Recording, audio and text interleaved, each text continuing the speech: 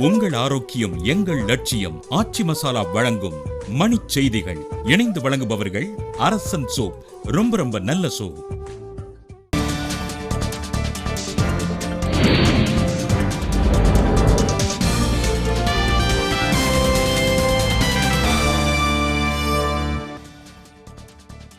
இணையதளத்தில் 12ஆம் வகுப்பு பொதுத் தேர்வு முடிவினை வெளியிட்டது நடுவண் இடைநிலை கல்வி வாரியம்.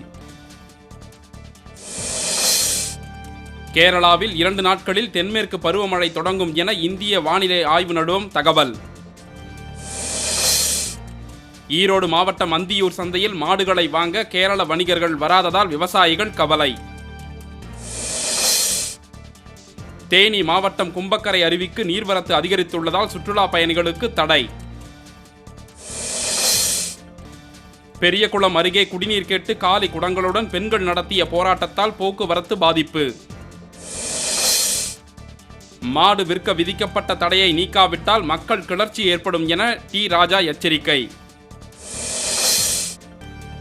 மாடுகளை விற்கக்கூடாது என்ற அறிவிப்பு பாரம்பரிய இனங்களை பாதுகாக்கவே என பொன் ராதாகிருஷ்ணன் விளக்கம்.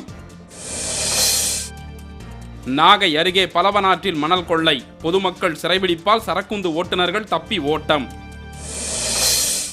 கிருஷ்ணகிரியில் பெய்யும் தொடர் மழை.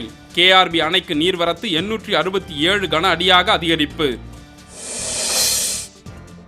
உலக புகையிலை ஒழிப்பு நாளை முன்னிட்டு மதுரையில் செஞ்சிலுவை சங்கம் சார்பில் கையெழுத்து இயக்கம் தொடக்கம்.